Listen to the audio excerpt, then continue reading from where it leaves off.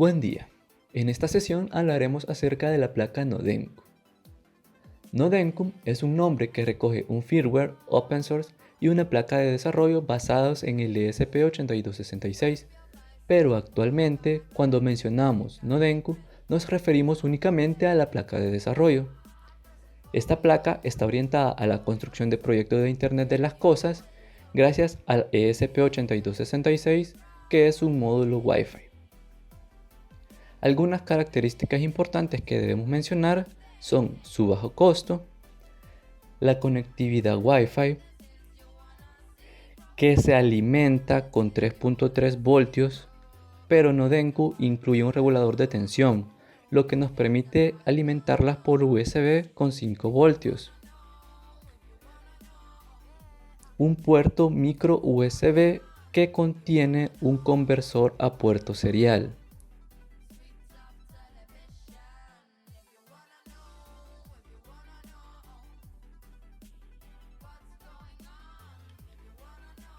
Gracias a la placa de desarrollo Nodenku podemos acceder a los pines de una forma sencilla. Lo más práctico es conectar la placa en una protoboard, aunque si ustedes tienen la B3 se van a dar cuenta que por su grosor no cabe en una sola protoboard y es necesario emplear dos. Sin embargo, podemos utilizar solamente una, pero nos van a quedar los pines del otro lado en el aire. Tenemos que tener cuidado de que no hagan contacto con nada metálico. Disponemos de 13 pines digitales numerados del D0 al D12, un pin analógico numerado a 0, 3 pines de 3.3 voltios, un pin de 5 voltios o 2 pines de 5 voltios según la versión que tengamos, 4 pines de tierra o 5 pines de tierra según la versión que tengamos. Los pines digitales van numerados del D0 al D12. En algunas ocasiones vamos a encontrarlos escritos como GPIOX. La X representa el número del pin. El GPIO indica a qué pin del propio ESP8266 está conectado ese pin. Algunos pines de nuestra placa no es recomendable utilizarlos porque sirven para comunicarse con el módulo ESP8266. Los pines que no son recomendables utilizar son el GPIO 6, el GPIO 7, GPIO 8, GPIO 9, que es el mismo de 11, el GPIO 10, que es el de 12, y el GPIO 11. Tampoco es recomendable utilizar los pines de 9 y de 10 porque estos corresponden al RX y al TX.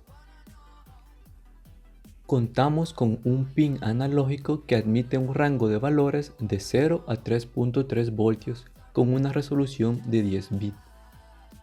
Esto implica que dentro del código tendremos un valor entre 0 y 1023 que se mapea con el voltaje entre 0 y 3.3. Los pines de alimentación tienen dos funciones: alimentar sensores y componentes y alimentar la propia placa. El voltaje de operación de Nodenku es de 3.3 voltios y por tanto no podríamos alimentar ningún componente que necesitara 5 voltios.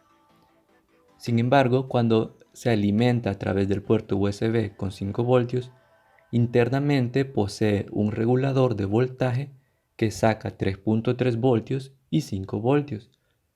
Los 3 voltios se utilizan para alimentar el Nodenku y para sacarlos por los pines marcados con este valor. Los 5 voltios para alimentar otros componentes dentro de la placa y para sacarlos por el pin de 5 voltios. Tenemos que tomar en cuenta que si alimentamos la placa con 3.3 voltios, la salida de 5 voltios ya no suministrará esos 5 voltios.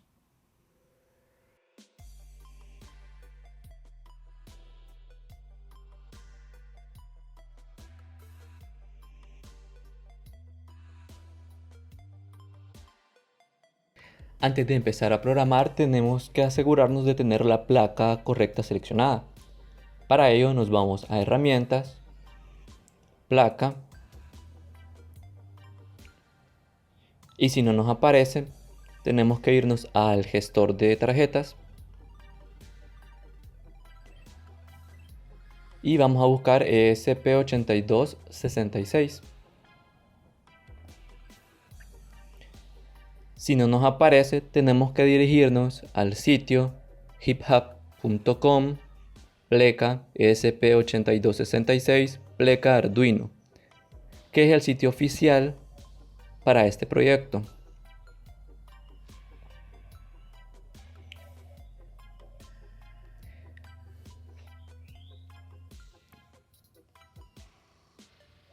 Copiamos este link y lo vamos a pegar en archivo, preferencias, gestor de URLs adicionales de tarjetas.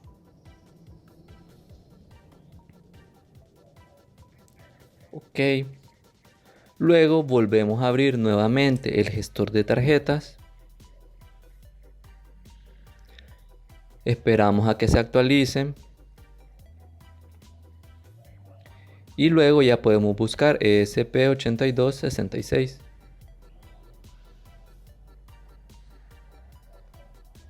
E instalamos. Luego de que instalemos, ya podremos seleccionar nuestra placa.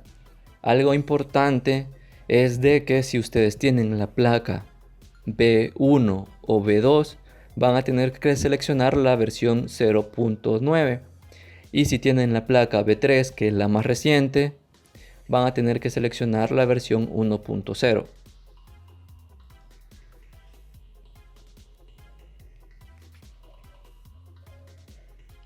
Lo siguiente que tenemos que hacer es seleccionar la placa.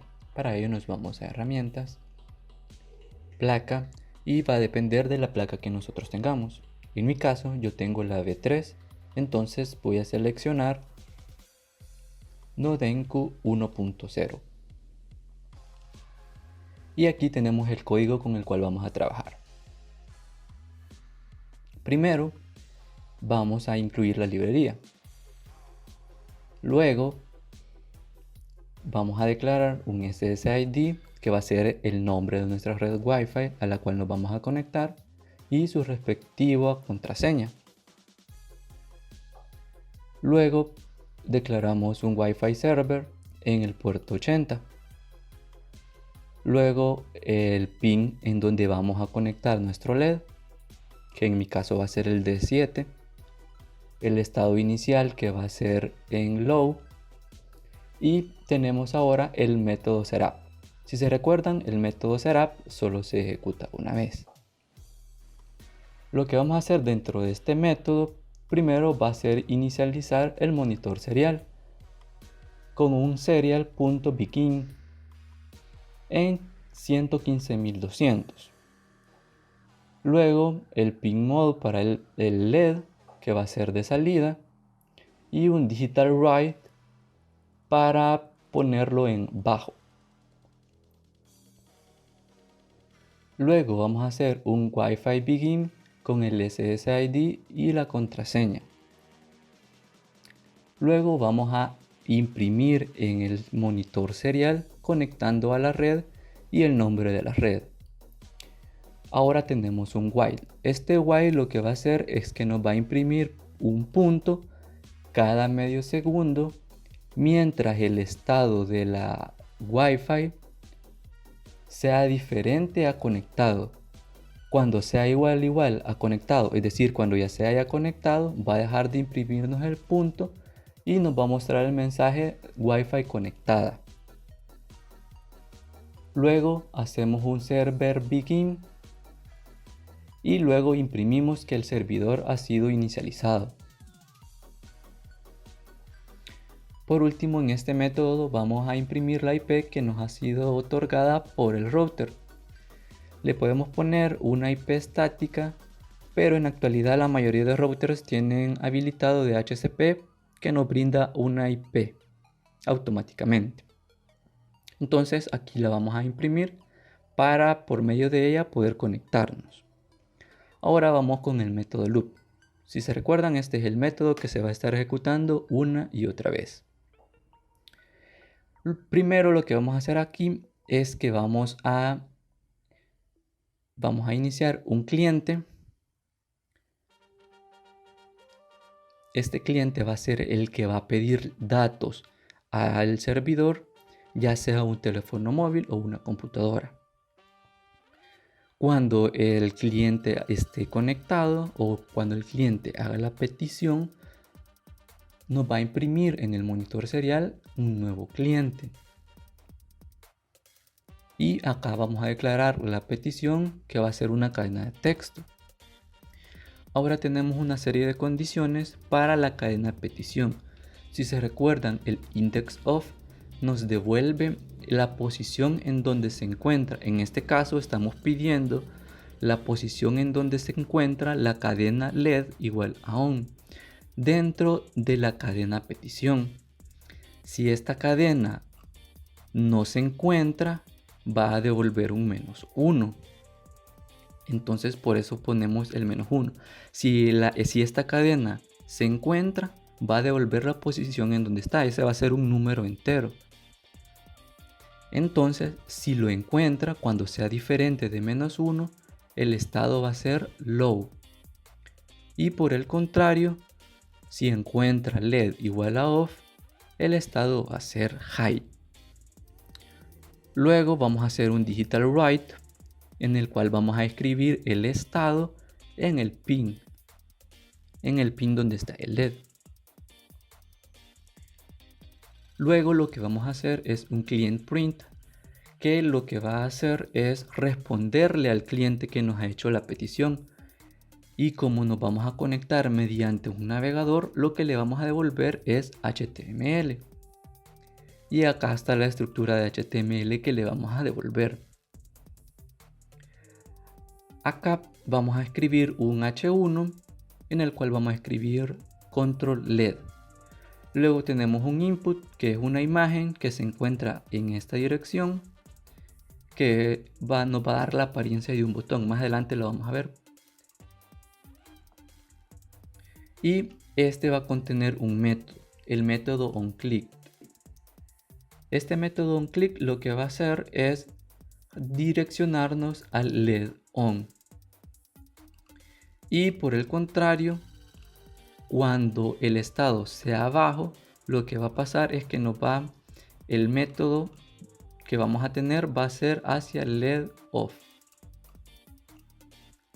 Y luego cerramos el HTML y vamos a escribir petición finalizada. Y eso sería todo. Luego lo que nos resta es conectar nuestra placa y subir el código, que es justo lo que vamos a hacer en estos momentos. Y ahora vamos a subir el código.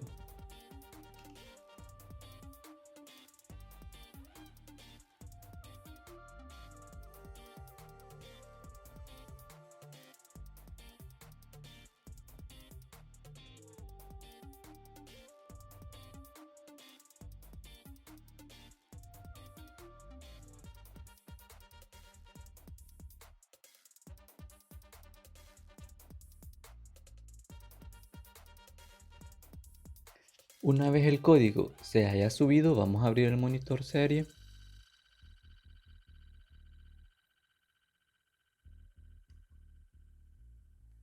Y vamos a ver que se está conectando a la red. Ya se conectó y ahora nos brinda la dirección en la cual tenemos que conectarnos. Vamos a copiar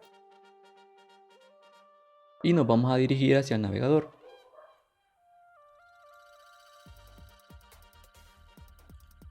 Y la pegamos.